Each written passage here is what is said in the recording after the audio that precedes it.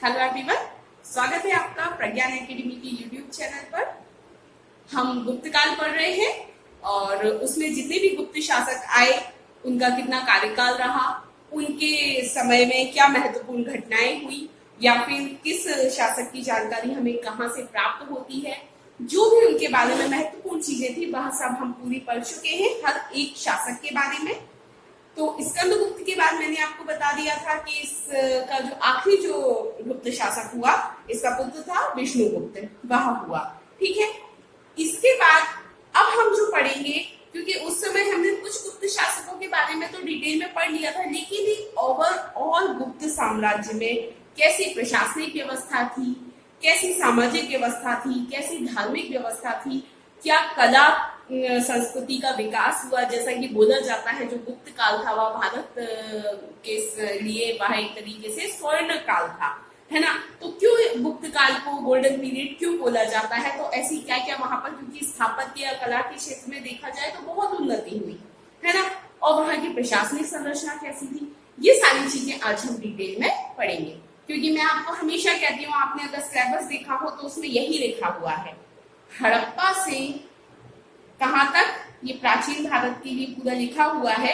उनका क्या क्या पढ़ना है अपने को, आर्थिक, सामाजिक, राजनीतिक स्थितियां पढ़नी है ना। तो उसमें हमको ये सब पढ़ना पड़ेगा। तो आज हम देखेंगे कि गुप्त साम्राज्य में या गुप्त शासन में कैसी थी प्रशासनिक व्यवस्था, क्या राजा के पास अधिकार थे, कितने भागों में बटा हुआ था शासन, या प्रांतों को कितने भाग में बांटा था, ये सारी चीजें आज हम पढ़ेंगे। क्योंकि क्वेश्चन इसमें से आ सकता है, एक तो जो प्रीलिम्स में क्वेश्चन बन सकता है जनरली वो बनता है अधिकारियों के बारे में, कि ये कोई भी अधिकारी का आपको नाम दे दिया गया, मान लीजिए महाबलाधिकारी दे दिया गया, तो ये पूछा जा सकता है कि ये किस समय में था ये अधिकारी, या इसका कार्य क्या होता था। या फिर आपको ये 3 नंबर में भी क्वेश्चन आ सकता है महाबलाधिकारी, तो आपको ये भी बताना पड़ेगा कि ये किस समय था, ठीक है। फिर इसका कार्य क्या होता था, ये भी आपको बताना पड़ेगा। तो इस तरीके से आपको उसको 3 नंबर में लिखना पड़ेगा। फिर दूसरी बात अगर देखा जाए, एक आपका 5 नंबर में भी क्वेश्चन आ सकता है, जैसे कि मैंने आपको बताया जो 6 नंबर का क्वेश्चन था वह 5 नंबर का हो गया है, और वर्ड्स लिमिट भी कम कर दी है। जो 100 शब्दों में लिखना था वह अब कितने हो गए, 50 शब्द हो गए हैं, है ना। तो अब ऐसा हो सकता है कि बहुत छोटा क्वेश्चन आपको 5 नंबर में आ जाए, क्योंकि पहले 6 नंबर में लगभग 100 शब्द का था, तो 100 से जस्ट आधा है अब। तो आपको हो सकता है कि आ जाए कि उस समय गुप्त प्रशासन में कौन कौन से अधिकारी हुआ करते थे, उनकी क्या क्या कार्य हुआ करते थे, है ना। या फिर आ जाए कि वहां का प्रांतीय शासन कैसा था, या सैनिक प्रशासन कैसा था, या यही आ जाए कि गुप्त प्रशासन के बारे में बताइए, है ना। फिर एक आपका हमेशा जो मैं आपको बताती हूँ कि तुलना आ सकती है मौर्य साम्राज्य में, मौर्यकालीन प्रशासन में और गुप्तकालीन प्रशासन में क्या अंतर है, ये चीज भी आ सकती है। क्योंकि क्या होता है, जब दो एक बहुत फेमस, एक तरीके से बहुत प्रभावी जो राजवंश रहते हैं, तो उनकी तुलना आती है, चाहे शासकों की कह लो या फिर आप पूरे ही उनका पूरा जो साम्राज्य था, उनका जो समय था, उस समय की तुलना कह लो कि उनके काल में उन्होंने क्या क्या कार्य किए, क्या सुधार हुए, या इनके काल में क्या क्या सुधार हुए। तो आप जब भी कोई भी टॉपिक पढ़े, मैं आपको हमेशा बोलती हूँ ये क्वेश्चंस वैसे आपके मन में पहले ही आ गए होंगे हो सकता है, और अगर नहीं आए हो तो अब आगे से आप कोशिश किया कीजिए कि मैं कोई भी टॉपिक पढ़ा रही हूँ या आप खुद भी पढ़ रहे हैं तो आप उसमें से छांटिए कि इसमें क्वेश्चन क्या क्या बन सकते हैं। जब आप क्वेश्चन के हिसाब से देखना शुरू कर दोगे, अपना कोई भी चैप्टर पढ़ा, तो आपकी मेंस की तैयारी अपने आप होती जाएगी। लाइक आपने कोई भी एक टॉपिक पढ़ा, यही टॉपिक अगर मान लीजिए आपने पहले पढ़ा हो, तो आप पढ़ रहे हैं, तो आपको ये सोचना चाहिए कि इसमें क्या क्या क्वेश्चन बन सकते हैं, और कोशिश कीजिए कि आप वहां क्वेश्चन लिख रहे हैं, क्वेश्चन लिखें, अब आंसर अपने रिकॉल किए, अच्छा इसमें ये आ सकता है, ये आ सकता है। इस तरीके से जब आप तैयारी करेंगे तो आपको मेंस की तैयारी आपकी बहुत स्ट्रांग हो जाएगी। क्योंकि मैं हमेशा कहती हूँ प्रीलिम्स में ठीक है आप फैक्ट्स बहुत अच्छे से कवर करके कर लेंगे, लेकिन मेंस को जब तक आप सिस्टमैटिक अपना जो नजर है वो मेंस पर लगा के नहीं चलेंगे, और फिर आप सोचें कि मेरा प्रीलिम्स में हो जाए उसके बाद मैं मेंस का स्टार्ट कर दूं, तो वो बहुत मुश्किल है। क्योंकि अभी हम देख रहे हैं, अगर आप 2020 की पीएससी के लिए तैयारी कर रहे हैं तो अभी तो नोटिफिकेशन भी नहीं है, पता भी नहीं है एग्जाम कब होना है ना। तो अभी से अगर आप सिर्फ अपने फैक्ट्स कवर कर रहे हैं, मतलब जो नए बच्चे हैं मैं उनको स्पेशली समझा रही हूँ। क्या होता है कि जनरली वो लोग फ्लुसेंटली ठीक है हम पढ़ते जा रहे हैं, जीके पढ़ रहे हैं, लेकिन आप उसके लिए अभी मेंस भी उठाइए। कोशिश कीजिए जो आप फ्लुसेंट में से पढ़ रहे हैं उसके लिए आप मेंस भी पढ़िए, चाहे आप मेरे वीडियोस में से पढ़िए, चाहे आप किसी भी अच्छी कोचिंग के नोट्स ले लीजिए। मैंने पहले भी आपको सजेस्ट किए हैं, दृष्टि के आकार के नोट्स अच्छे हैं, है ना। तो मेंस के लिए उसमें से जरूर पढ़िए आप, मतलब आगे के लिए मत रखिए मेंस, है ना। अभी हमको तैयारी करके चलना है प्रीलिम्स की भी और मेंस की भी, ठीक है। चलिए, तो अब हम क्या कर रहे हैं, गुप्त प्रशासन। अगर हम बात करें गुप्त प्रशासन की, तो गुप्त शासक एक तरीके से हम बोल सकते हैं कि जो गुप्त शासकों की शासन प्रणाली थी वह बहुत उच्च कोटि की थी, ठीक है। जो गुप्त शासक थे वह अपनी प्रजा को अपनी संतान ही समझते थे और प्रजा की नैतिक और भौतिक उन्नति के लिए हमेशा तत्पर रहते थे। फिर इसके बाद इनके बारे में जो एक इम्पोर्टेंट जो जानकारी मिलती है फाहियान के विवरण से, क्योंकि फाहियान जब आया था तो उसने चंद्रगुप्त द्वितीय के प्रशासन के बारे में लिखा है कि मतलब प्रशासनिक व्यवस्था बहुत अच्छी थी। जो राजा था वह अपनी प्रजा के लिए हमेशा उसकी सहायता के लिए तत्पर रहता था, और मतलब कोई ऐसा नहीं है कि प्रजा की हर गतिविधियों में राजा का हस्तक्षेप हो, मतलब प्रजा की हर एक गतिविधि में राजा हस्तक्षेप नहीं करता था, प्रजा स्वतंत्र थी, प्रजा खुशहाल थी, ठीक है। तो जो चंद्रगुप्त द्वितीय के समय जब फाहियान आया था तो उसने क्या लिखा है उसकी शासन व्यवस्था के बारे में कि जो शासन व्यवस्था थी वह उदार थी और राजा प्रजा के कार्यों में मतलब बिना मतलब के कोई भी हस्तक्षेप नहीं करता था, ठीक है। तो इससे पता चलता है कि उस समय की जो इसकी जो प्रशासनिक व्यवस्था होगी वह कितनी अच्छी रही होगी, ठीक है। तो ये हो गई बात कि गुप्तकालीन प्रशासन कैसा था। फिर इसके बाद एक चीज और भी आ जाती है कि गुप्त काल जो था वह एक तरीके से मतलब यहाँ पर ये हो सकता है मतलब प्राचीन भारत जो है, प्राचीन काल जो है वह खत्म होने को था और मध्य काल जो है वह स्टार्टिंग हो रही थी। तो गुप्त वंश का जो शासन था वह एक तरीके से संक्रमण काल दर्शाता है प्राचीन और मध्य के बीच में। यहाँ पर हमको बहुत सारे चेंजेस देखने को मिलेंगे जो हमने मौर्यकालीन प्रशासन पढ़ा था उसमें और गुप्तकालीन प्रशासन में हमको बहुत अंतर देखने को मिलेंगे। मतलब जैसे कि जो हमने मौर्यकालीन प्रशासन पढ़ा था उसमें राजा के पास शक्ति ज्यादा थी, पूरी एक सुव्यवस्थित जो केंद्रीकृत शासन प्रणाली थी वह कहाँ पर देखने को मिलती है, मौर्य प्रशासन में। लेकिन गुप्त काल में इसमें थोड़ी सी कमी आई थी। मतलब क्या था कि जैसे कि हमने देखा था कि गुप्तकालीन जो शासक थे उन्होंने कई जगहों पर ऐसा कर दिया था कि ठीक है आप हमारी छत्र छाया में अपना राज्य करो, मतलब जिस भी राज्य पे विजय प्राप्त करी है उसके राजा को स्वतंत्र कर दिया था कि आप राज्य करो, बस हमें कर दे दिया करो। तो इस तरीके से कर दिया, तो मतलब राजा का पूरे उस पर देखा जाए पूरे भारत पर अगर राजा का ही शासन चल रहा है तो ये चीज देखने को यहाँ पर नहीं मिलती। तो इस तरीके से ये मौर्यकालीन प्रशासन और गुप्तकालीन प्रशासन में बहुत अंतर आ गया। फिर दूसरी बात क्या हुई, यहाँ पर सामंती वर्ग आदि का भी उदय हुआ, है ना। तो इससे भी राजा की जो शक्ति है उसमें कमी देखने को मिलती है। अब हम देख लेते हैं गुप्तकालीन प्रशासन में कौन कौन से पद थे, राजा के पास क्या क्या अधिकार थे, प्रांतीय प्रशासन कैसा था, सैन्य प्रशासन कैसा था, न्याय प्रशासन कैसा था और राजस्व प्रशासन कैसा था। देखिए कोई भी एक तरीके से कोई भी साम्राज्य, कोई भी वंश या कोई भी एक तरीके से राजा के बारे में अगर पूछा जाता है, आपको प्रशासन के बारे में पूछा गया है, तो आपको एक तो ये लिखना रहेगा कि राजा के पास क्या क्या अधिकार रहते हैं, फिर उसके बाद मंत्री परिषद या जो अधिकारी आदि हैं उनके बारे में लिखना है, उसके बाद आपको बताना रहेगा कि उसका जो साम्राज्य था वह कितने भागों में उसने बांटा था।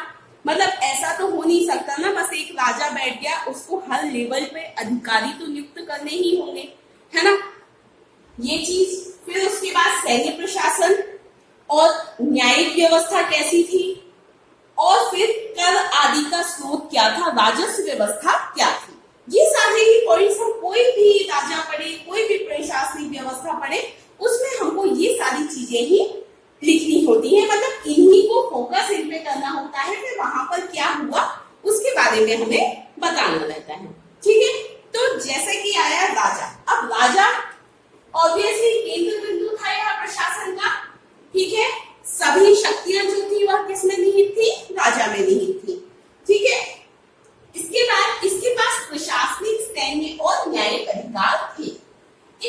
यहाँ पर सैन्य अधिकार होना और सेना का सर्वोच्च सेनापति होना तो अलग अलग बात है। ठीक है, मौर्यकालीन समाज में हमने देखा था, मौर्यकालीन प्रशासन में हमने देखा था कि जो सम्राट होता था या जो राजा होता था वह सेना का सर्वोच्च सेनापति होता था। लेकिन यहाँ पर सेना का जो सर्वोच्च सेनापति है वह कोई और है। ठीक है, वह होता है महाबलाधिकृत। ठीक है, यह सेना का सर्वोच्च अधिकारी होता है। और वहां पर कौन होता था सर्वोच्च अधिकारी? जो राजा होता था वही होता था। ठीक है, तो अधिकार तो इसके पास है, प्रशासनिक अधिकार, सैन्य अधिकार और न्यायिक अधिकार। ये सारे किसके पास है? राजा के पास है। मतलब न्यायिक में भी एक तरीके से हम बोल सकते हैं कि अधिकारी अलग से नियुक्त किया गया है, लेकिन जो आखिरी अपील का जो अधिकार है वह राजा के पास ही होगा। ठीक है, फिर इस काल में एक और भी नई चलन में था कि राजा जो था वह भारी भरकम उपाधियां ग्रहण किया करता था, धारण किया करता था। भारी भरकम उपाधियां हमको देखने को भी मिलता है, सिक्के आदि मिले हैं, तो उसमें बहुत सारे राजाओं के लिए बहुत बड़े बड़े नामों का उपयोग किया गया है, जैसे कि परमेश्वर, महाराजाधिराज और परम भट्टारक। इस तरीके की उपाधियां जो है वह राजा ग्रहण किया करता था। फिर इसके बाद इस गुप्त प्रशासन में राजत्व का देवीकरण भी देखने को मिलता है। राजत्व का देवीकरण से क्या अर्थ है? इसका अर्थ है जैसे कि हमने देखा था कि समुद्रगुप्त ने, जैसे कि कुबेर, इंद्र, वरुण आदि से उसकी तुलना की गई है समुद्रगुप्त की, है ना। तो इस तरीके से भी देखने को मिलता है जो राजा है उसकी तुलना किससे? देवताओं आदि से की गई है। फिर लेकिन देखा जाए तो वास्तविक रूप में राजा की शक्ति का ह्रास हुआ। जैसे कि मैंने आपको स्टार्टिंग में ही बताया कि राजा की शक्ति में कमी आई थी। ये तुलना जो हम कर रहे हैं वह मौर्य काल के राजा से कर रहे हैं, मतलब जो मौर्य वंश के शासक हुए उनसे अगर तुलना की जाए तो इसकी शक्ति में कमी आई थी। ठीक है, अब यहाँ पे बात ये भी आ जाती है कि हम मौर्य वंश के राजा से क्यों तुलना कर रहे हैं, बीच में अन्य भी आए वंश। तो इसलिए क्योंकि एक जो लंबे समय तक एक बड़े साम्राज्य की स्थापना एक मौर्य शासकों के बाद जिसने की वह थे गुप्त शासक। ठीक है, इसलिए हम इनकी तुलना मौर्य से कर रहे हैं। ठीक है, तो राजा की शक्ति का ह्रास हुआ क्योंकि मध्यस्थ, बिचौलियों और सामंत वर्गों आदि का उदय भी यहाँ पर देखने को मिलता है। इसलिए राजा की शक्ति का ह्रास हम कह सकते हैं कि मतलब कमी आई राजा की शक्ति में। फिर इसके बाद हम देख लेते हैं कि उस समय मंत्री परिषद और अन्य अधिकारीगण कौन कौन से थे। ठीक है, मंत्री परिषद हुआ करती थी राजा की सहायता के लिए, जैसा कि हमेशा होता है राजा की सहायता के लिए मंत्री परिषद होती है, जो कि अगर उसको कोई भी डिसीजन लेना है तो वह उनसे सलाह मशवरा कर सकता है। ठीक है, तो लेकिन उस समय से मंत्री परिषद और नौकरशाहों में भी कमी आई। मतलब जो पहले के शासकों में देखा गया, पहले के वंशों में देखा गया, मंत्री परिषद बहुत ज्यादा थे, बहुत ज्यादा अधिकारी हुआ करते थे, वो सब यहाँ पर कमी देखने को मिलती है। ठीक है, कई बार तो ऐसा भी हुआ कि एक ही व्यक्ति को 3 या 4 पद दे दिए गए। इस तरीके का भी गुप्त प्रशासन में देखने को मिलता है। ठीक है, जैसे कि हमने क्या देखा था, हरिशेन जो था उसे कुमारामात्य का भी और संधि विग्रही का भी और महादंड नायक तीनों पद दिए गए थे हरिशेन को ही। वो दरबारी कवि था हरिशेन, ठीक है, और उसको 3-3 पद दे दिए गए थे। मतलब 3 पदों के लिए 3 व्यक्ति नहीं थे, एक ही व्यक्ति को 3 पद दे दिए गए थे। तो इससे समझ में आ रहा है कि मतलब नौकरशाहों में जो संख्या है उसमें कमी यहाँ पर देखने को मिल रही है। फिर इसके बाद अधिकारियों का पद वंशानुगत हो गया था। ठीक है, मतलब योग्यता के हिसाब से नहीं हो रहा, जो भी पहले जिस पद पर था उसका ही जो बेटा है, मतलब जो उसका संतान है, वह उस पद पर आसीन हो जाएगा। तो मतलब भले ही वह योग्य हो या ना हो, तो क्या हो गया यहाँ पर, वंशानुगत हो गया। फिर राजा की सहायता के लिए मंत्री परिषद है। अब कुछ जो अधिकारी हैं उनके बारे में हम देख लेते हैं। ठीक है, कुमारामात्य, ये याद रखिएगा, कुमारामात्य। कुमारामात्य जो था वह गुप्त प्रशासन में जो सबसे बड़ा अधिकारी होता था वह था। ठीक है, कुमारामात्य कौन था? सबसे बड़ा अधिकारी था। ठीक है, तो ये हमको ध्यान रखना है। ये बड़ा गलत लिखा है। ठीक है, सबसे बड़ा अधिकारी था कुमारामात्य। इसके बाद जो दूसरा है वह है महादंड नायक। ये न्याय व्यवस्था का प्रधान हुआ करता था, न्यायिक प्रधान हुआ करता था। आप लिख लीजिए, महादंड नायक कौन था? न्यायिक प्रधान था। फिर उसके बाद क्या आ गया? महाबलाधिकृत। ये सैन्य व्यवस्था का जो प्रमुख अधिकारी होता था वह होता था महाबलाधिकृत। ठीक है, इसके बाद अगला है संधि विग्रह। संधि विग्रह जो होता था युद्ध और संधि आदि से जो संबंधित जो अधिकारी हुआ करता था, मतलब एक तरीके से हम इसको युद्ध मंत्री कह सकते हैं, संधि विग्रह। फिर दंड पाशिक। ठीक है, दंड पाशिक, इनका आप चाहें तो मतलब अर्थ आप ब्रैकेट में लिखते जाएं। मैंने यहाँ पे लिखा है, मैं आपको एक्सप्लेन कर ही रही हूँ, तो आप इनको ब्रैकेट में लिख लें। तो दंड पाशिक जो होता था वह पुलिस विभाग का सर्वोच्च अधिकारी होता था। देखिए, इनमें याद करने जैसा कुछ भी नहीं है, जैसा जैसा इनका अर्थ है मैं आपको बताती हूँ। कुमारामात्य तो हमेशा अमात्य जो होता है उसको एक तरीके से सर्वोच्च सेनापति ही बोला जाता है, मतलब सर्वोच्च अधिकारी ही बोला जाता है, तो सबसे बड़ा अधिकारी हो गया। ये महादंड नायक, दंड से ही समझ में आ रहा है, कुछ न्यायिक व्यवस्था जैसा रहा होगा। ठीक है, महाबलाधिकृत मतलब बल, है ना, तो इससे आप याद रख लीजिए कि सैन्य प्रशासन का है। ठीक है, संधि विग्रह मतलब संधि आदि करवाने वाला, युद्ध संधि आदि से रिलेटेड है। दंड पाशिक आ रहा है, पुलिस जो व्यवस्था जो रहती थी उससे रिलेटेड ये रहता था, पुलिस विभाग का सर्वोच्च अधिकारी रहता था। फिर इसके बाद आ गया विनय स्थिति संस्थापक। ये जो होता था यह शिक्षा अधिकारी होता था सबसे बड़ा, तो ये भी ध्यान रखना है। इसमें मतलब ऐसा कुछ भी नहीं मिल रहा, पर विनय स्थिति संस्थापक। ठीक है, फिर भंडागाराधिकृत, ये तो नाम से ही समझ में आ रहा है।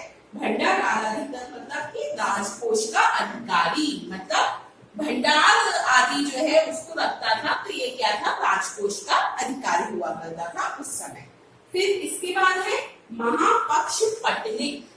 महापक्ष पटलिक ये जो होता था यह लेखा विभाग का सर्वोच्च अधिकारी होता था। ठीक है, उसके बाद महाप्रतिहार, ये राजप्रसाद से संबंधित विषयों की देखरेख करता था। राजप्रसाद मतलब जो महल होता था राजा का, उससे संबंधित विषयों की देखरेख किया करता था। तो क्या क्या है? महादंड नायक, महाबलाधिकृत, संधि विग्रह, दंड पाशिक, विनय स्थिति संस्थापक, भंडागाराधिकृत, महापक्ष पटलिक, महाप्रतिहार। मतलब बहुत हैवी टाइप के नाम है, बट ठीक है, थोड़ा सा आप ध्यान रख लीजिए इनको भी। मतलब इन चीजों में ये रहता है, जितना हम रिवीजन कर लेते हैं उतना समझ में आता जाता है हमको, और वो दिमाग में सेट होता जाता है। आप सोचिए कि आज आपने पढ़ा, उसके बाद आपको ये सारे नाम बिल्कुल एज इट इज याद हो जाए, तो वो थोड़ा सा मुश्किल है। आप कोशिश कीजिए वही कुछ ऐसे शब्द लेंगे, उसको उससे रिलेट कर लीजिए जो उसका काम है। ठीक है, इसके बाद अगला आया प्रांतीय प्रशासन। इनसे बता दूं, प्रांतीय प्रशासन कैसी थी? प्रांतीय प्रशासन आदि की व्यवस्था वो हम देख लेते हैं। तो साम्राज्य जो था वह प्रांतों में बटा हुआ था। किसमें बटा हुआ था? साम्राज्य प्रांतों में बटा हुआ था। ठीक है, सॉरी। ठीक है, अब ये जो प्रांत होते थे इनको कहा जाता था भुक्ति या देश। प्रांतों को क्या कहा जाता था? भुक्ति या देश। ठीक है, आपको याद हो, अगर आपने पढ़ा हो जैजाक भुक्ति के चंदेल, हम आगे पढ़ेंगे, है ना, तो वही। तो प्रांत का मतलब क्या होता था? भुक्ति या देश। ठीक है, साम्राज्य किसमें बटा है? प्रांत में। फिर प्रांत जो बटे होते थे वह होते थे विषय में बटे हुए। विषय मतलब जिला। ठीक है, फिर जिले जो होते थे वह वीथियों में बटे होते थे, वीथी में बटे होते थे। ठीक है, वीथियों में बटे होते थे। फिर जो ये वीथियां होती थी यह ग्रामों में बटी होती थी, तो मतलब जो ग्राम है वह सबसे छोटी इकाई हो गई।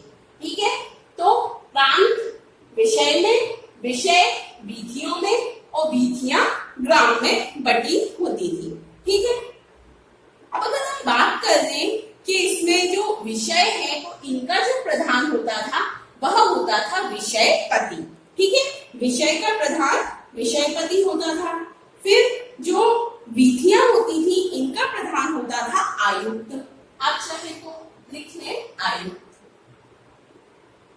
यहाँ पे विषयपति लिख लें। विधियों का प्रमुख कौन होता था? आयुक्त होता था। फिर जो ग्रामों का जो प्रमुख होता था वह होता था ग्रामीण। नाम से ही समझ में आ रहा है। ठीक है, ये समझ में आया आपको कि प्रांतीय प्रशासन था, मतलब साम्राज्य जो था वह प्रांतों में बटा हुआ था। ठीक है, प्रांतों को क्या कहा जाता था? भुक्ति या देश कहा जाता था। फिर भुक्ति का विभाजन हो गया विषय में, फिर विषय का विभाजन हो गया, विषय किसके अधीन रहता था? विषयपति के अधीन रहता था। विषय का विभाजन हो गया विधियों में। ठीक है, इसका प्रधान होता था आयुक्त। विधियों का विभाजन हो गया ग्राम में, ग्राम का प्रधान कौन होता था? ग्रामीण होता था। अब यहाँ पर क्या था? जो गुप्त काल था, इस समय प्रशासन में क्षेत्रीय तत्वों की भागीदारी को प्रोत्साहन मिला। क्षेत्रीय जो तत्व थे उनको प्रोत्साहन इस समय देखने को मिलता है। ठीक है, इसके अतिरिक्त नगर के स्तर पर भी एक परिषद के गठन का उल्लेख किया गया है। मतलब विधि, विषय और नगर स्तर पर भी परिषद होती थी, विधियों के लिए, विषय के लिए और नगर के लिए। ठीक है, परिषद का गठन किया गया था इस समय, है ना, जिससे क्या होता था? प्रशासन चलता था। ठीक है, तो ये आपको समझ में आ गया प्रांतीय प्रशासन कैसे कैसे बटा हुआ है। ठीक है, इसके बाद आ गया सैन्य प्रशासन। यहाँ पर मौर्य काल में जैसे कि स्थायी सेना देखने को मिलती है, सेना को वेतन आदि भी दिया जाता था, उस चीज का अभाव यहाँ पर भी देखने को मिलता है। ठीक है, जैसे सातवाहनों में भी देखा था स्थायी सेना नहीं थी, जब युद्ध आदि होता था तभी सेना का गठन होता था, है ना। तो यहाँ पर भी देखा जाए कि स्थायी सेना जो है वह यहाँ पर भी देखने को नहीं मिलती है। ठीक है, क्या होता था कि जब भी युद्ध आदि होता था तो ये जैसे कि जो इनके अधीन जो राज्य हैं, है ना, मतलब जो इनके अधीन शासक हैं या फिर उस समय सामंत आदि हैं, उनसे यह सेना की आपूर्ति कर देते थे जो गुप्त शासक होते थे। तो यहाँ पर स्थायी और विस्तृत सेना का अभाव था। तो ये क्वेश्चन आ सकता है किस वंश में या फिर किन शासकों में स्थायी सेना देखने को मिलती है? तो मौर्य शासकों के समय जो है वह स्थायी सेना देखने को मिलती थी, जो कि यहाँ पर उसका अभाव देखने को मिल रहा है।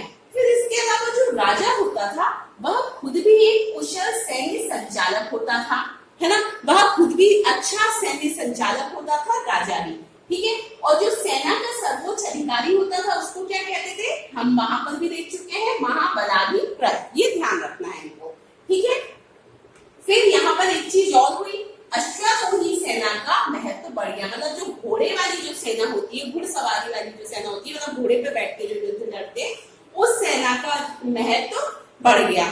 ठीक है, तो इसमें हमने क्या क्या देख लिया इम्पोर्टेंट, कि यहाँ पर एक तो स्थायी सेना देखने को नहीं मिलती है। ठीक है, इसमें अच्छा एक चीज और नहीं हमने देखी है, जो अश्वारोही सेना का जो प्रधान होता था वह भट्टाश्वपति कहलाता था। ठीक है, क्या कहलाता था? भट्टाश्वपति। आप लिख लीजिए क्योंकि ये क्वेश्चन आ सकता है, मैंने शायद वहां नहीं लिखा है। भट्टाश्वपति,